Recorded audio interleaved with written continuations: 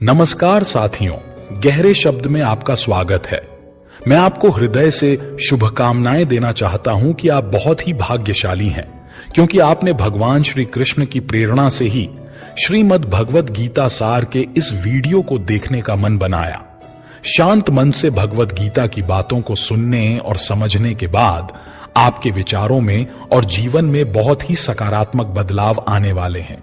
दोस्तों, अगर आप इस बहुमूल्य ज्ञान का लाभ अधिक से अधिक लेना चाहते हैं तो इस गीता सार को पूरा अंत तक सुनें।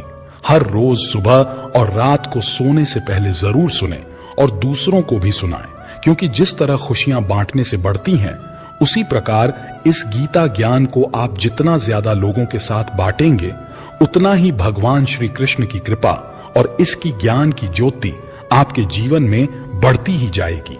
श्रीमद् भगवत गीता के बारे में कहा गया है कि एकम शास्त्रम देवकी पुत्र गीतम एको देवो देवकी पुत्र एव एको मंत्र तस्य नामानि, अर्थात कर्मप्य एकम तस्य देवस्य सेवा केवल एक ही पवित्र शास्त्र होना चाहिए। भगवान श्री कृष्ण द्वारा गाई गई दिव्य गीता केवल एक ही पूजनीय भगवान श्री कृष्ण, केवल एक ही मंत्र, उनके पवित्र नाम तथा केवल एक ही कर्तव्य, उन परम पूजनीय भगवान श्री कृष्ण की भक्तिमय सेवा। एकमात्र शास्त्र जिसका गायन साक्षात भगवान श्री कृष्ण के श्री मुख से हुआ है, वो श्रीमद् भगवत गीता ही है। जब महाभारत के रण क्षेत्र के मध्य में धनुर्धर अर्जुन युद्ध के लिए घबरा गए, तो भगवान श्री कृष्ण ने अपने श्री मुख से जिस शास्त्र का गायन किया, जिस दिव्य गीत को कहा, वो श्रीमद् भगवत गीता ही है। इसकी महिमा अपार है, इसका यथार्थ में वर्णन कोई नहीं कर सकता। ऐसा कहा जाता है कि जिस घर में भगवत गीता का पाठ हर रोज पढ़ा जाता है या सुना जाता है, उस घर में भगवान श्री कृष्ण स्वयं आते हैं। भगवत गीता को धरती के हर इंसान को पढ़ना और समझना बहुत जरूरी है, ताकि वो अपनी जिंदगी में सुख, शांति और सफलता को प्राप्त कर सके। भगवत गीता में कुल 18 अध्याय हैं और इन 18 अध्यायों में कुल 700 श्लोक हैं, जिसकी प्रत्येक पंक्ति को पढ़ पाना हर व्यक्ति के लिए मुश्किल हो सकता है। इसीलिए हम आज की इस बेहद खास वीडियो में श्रीमद् भगवत गीता के दिव्य ज्ञान से प्रेरित महत्वपूर्ण विचारों को लेकर आए हैं।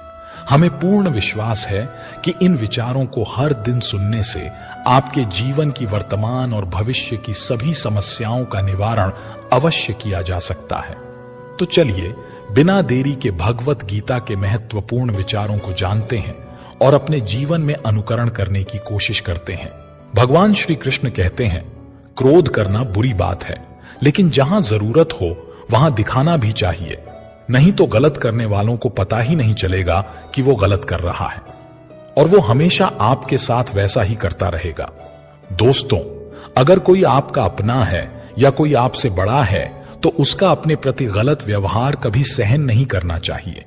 हम भी अपने मन की अधिकतर तकलीफों को ये सोचकर जिंदगी भर सहते रहते हैं कि ये तो मेरा अपना है, यह तो मेरा बड़ा है, इसको कैसे हम कुछ कह सकते हैं। हम अगर नहीं सहेंगे, कुछ कह देंगे तो हमारे रिश्ते ही खराब हो जाएंगे, हमारे रिश्ते ही समाप्त हो जाएंगे। पर सोचने की बात यह है, उस व्यक्ति को आप अपना कैसे मान सकते हैं जो आपकी तकलीफ